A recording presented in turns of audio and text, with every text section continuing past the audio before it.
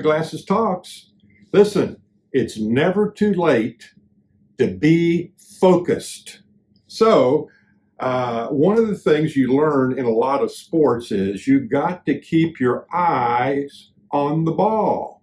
And I remember when I was taking my little son to t-ball practice, one of the things they would do, and I actually did this myself, you get this little gizmo called a tee, and you set it up, and it's got a platform at the bottom that holds this pipe up, and the pipe's got a little hole at the top, and you set the ball on it.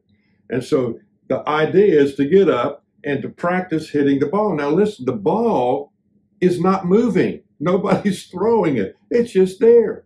So most of the time kids get up and this is what they'll do. Whew. I said, you got to keep your eye on the ball. Whew. No, you got to get your head down, keep your eye on the ball. And then finally, whap, and that thing's out there. You got to keep your eye on the ball. In golf, it's the same thing. How many times when I was learning to play golf, probably still do, that little ball's down there, it's not moving. You got to keep your eye on the ball all the way through that shot. Basketball was my favorite sport, still is. If you're going to make a goal, if you're going to have a degree of success at it, you got to keep your eye on the hoop, the goal. So, in following Jesus, it's the same thing. You got to keep your eyes on Jesus. We're going to look at a passage of scripture in a moment briefly. A lot of times what I see in my life and the lives of a lot of people around me who know Christ are drawn away from that focus on Him in a daily moment by moment response to Him by distractions, all kinds of distractions like busy schedules, focused on getting more money, focused on the cares of daily life, focused on fulfilling all the physical pleasures of their life. In balance, none of those are necessarily wrong. Out of balance, it can lead to trouble. So, what do we do to stay focused? I want to read a passage, make a comment, and then we'll pick this up again next week. In Hebrews chapter number 12, it says, "Therefore, since we are surrounded by such a huge crowd of witnesses to the life of faith, let us strip off every weight that slows us down, especially the sin that so easily trips us up, and let us run with endurance the race God has set before us." So we'll talk next time about that sin and those sins that can slow us down and how do we run with endurance. But I want to end this up today with some thoughts for you. And listen very, very closely.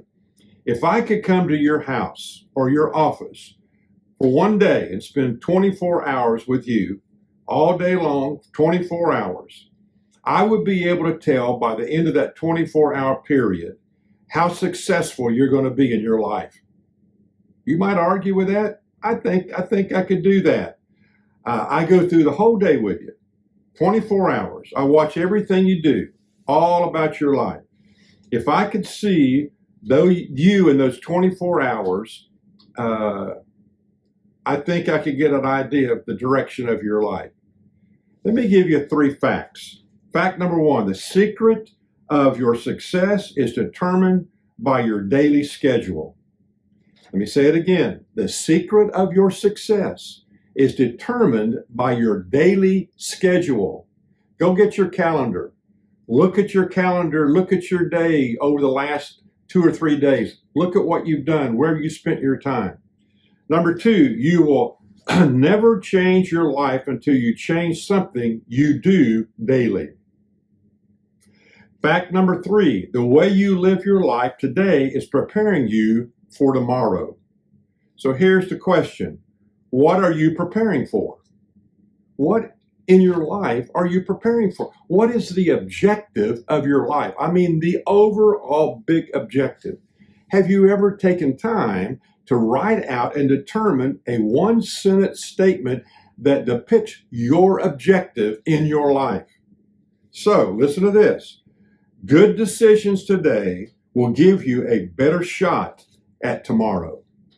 Well, Come back next time, and we're going to build on this as we look at Hebrews chapter 12, verses 1 through 3, and hopefully help us be better able to live our lives daily, minute by minute, hour by hour, day by day, in the way the Lord wants us to. See you next time. You think about that.